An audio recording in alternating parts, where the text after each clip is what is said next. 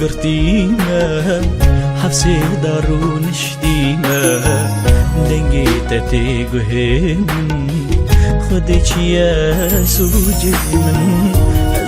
من قرتيما حفصي دارون شديما قباتتي بيرام يلو چوه حالي من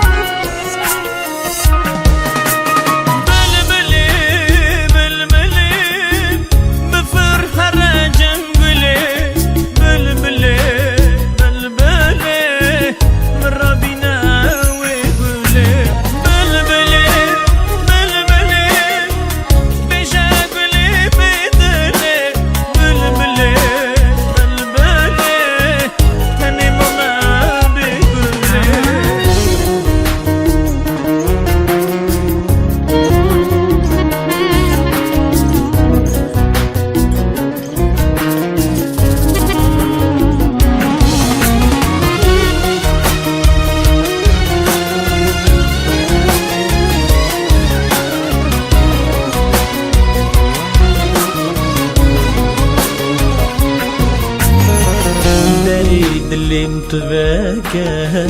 تدا دردو قولك دكتور حكيم دفيجن درماني تقولك دريد اللي متباكى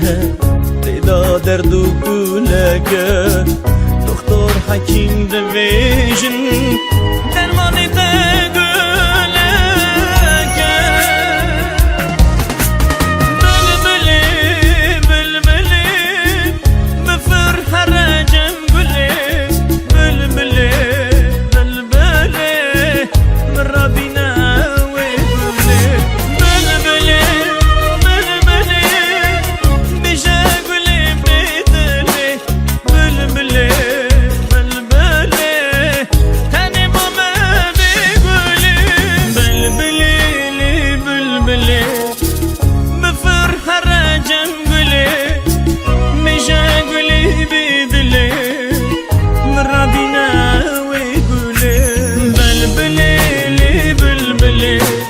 بفرحة جنبلي